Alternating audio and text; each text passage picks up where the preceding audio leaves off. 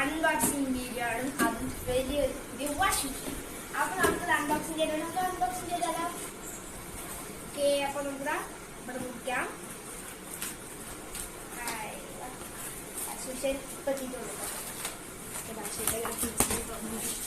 Yes, I got it.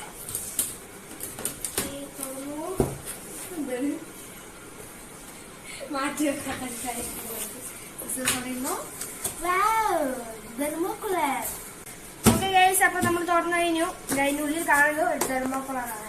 നമുക്ക് എടുക്കാം. Thermocol എടുത്തു, നമുക്ക് മാറ്റിയേക്കാം. തുണിയാത് ദിസ് ഈസ് വാഷിംഗ് മെഷീൻ. കണ്ടല്ലോ, ഇതാണ് വാഷിംഗ് മെഷീൻ, നമ്മുടെ പുതിയ വാഷിംഗ് മെഷീൻ.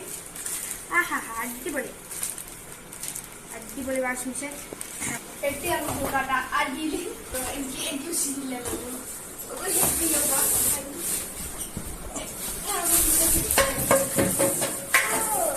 ലെഫ്റ്റ് റൈറ്റ് ഇതൊക്കെ എല്ലാം ഓക്കെ. തെർമോക്കോളോട് മാറിയിരിക്കുന്നുണ്ട്. വയറാണത്. ഇത് തുറന്നിട്ട് കണ്ട ഇതിന്റെ ഉള്ളിലത്തെ ഐറ്റംസ് ആണ്. ടേപ്പ് കൊണ്ട് ഒട്ടിച്ചിട്ടുണ്ടല്ലോ.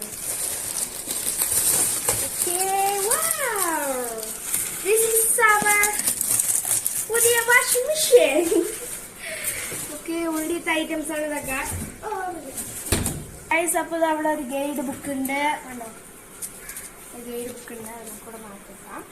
പിന്നുള്ളത് നമ്മുടെ വാഷിംഗ് മെഷീൻ യൂസ് ചെയ്തതിനായിട്ട് ഇതൊക്കെ പോകാൻ വേണ്ടിയിട്ടുള്ളതാണ്. അപ്പൊ അത് നമുക്ക് നോക്കാം.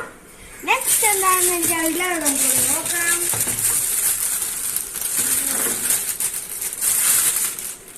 What is this? പൈപ്പ്. നമ്മൾ വെള്ളം ഇതിൽ പോകുമല്ലോ, അങ്ങോട്ട് അതിന്റെ പൈപ്പാണ്. ഓക്കെ, കുറച്ചൊക്കെ അത് പക്ഷെ സൂക്ഷിച്ചാണ്. ഓക്കെ, അങ്ങനെ ഇതൊക്കെയാണ് ഇവിടെ ഇതിന്റെ സെറ്റിങ്സ്. പിന്നെ ഇവിടെ പശ ഇത്.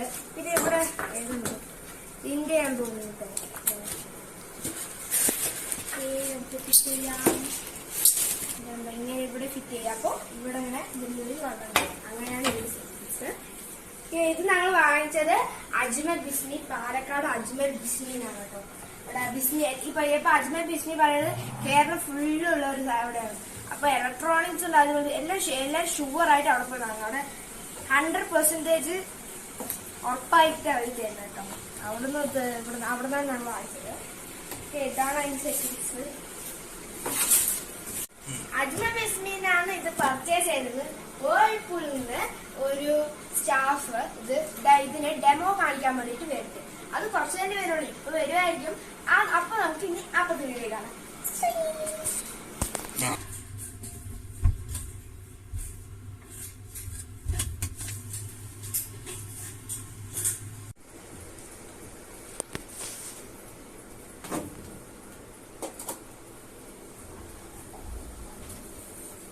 ടാപ്പ് എപ്പോഴും തുറന്നു വെക്കുക, ക്ലോസ് ചെയ്യേണ്ട ആവശ്യമില്ല.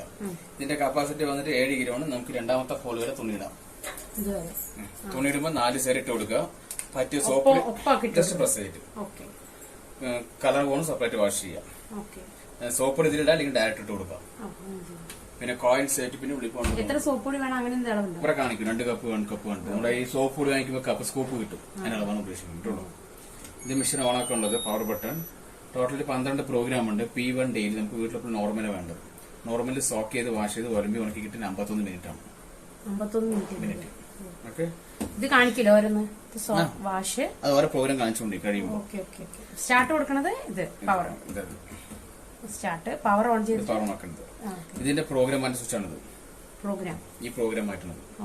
P1 അല്ലേ, P2 ഹെവി ചളി കൂടിയത്, P3 ഡെലിക്കേറ്റ് പട്ടുസാരി, P4 വൈറ്റ് തുണി മാത്രം, P5 വരുമ്പോൾ സ്ട്രെയിൻ വാഷ്, ഡ്രസ്സിലെ കറകളൊക്കെ ഉണ്ടെങ്കിൽ സ്ട്രെയിൻ വാഷ് കൊടുക്കാം.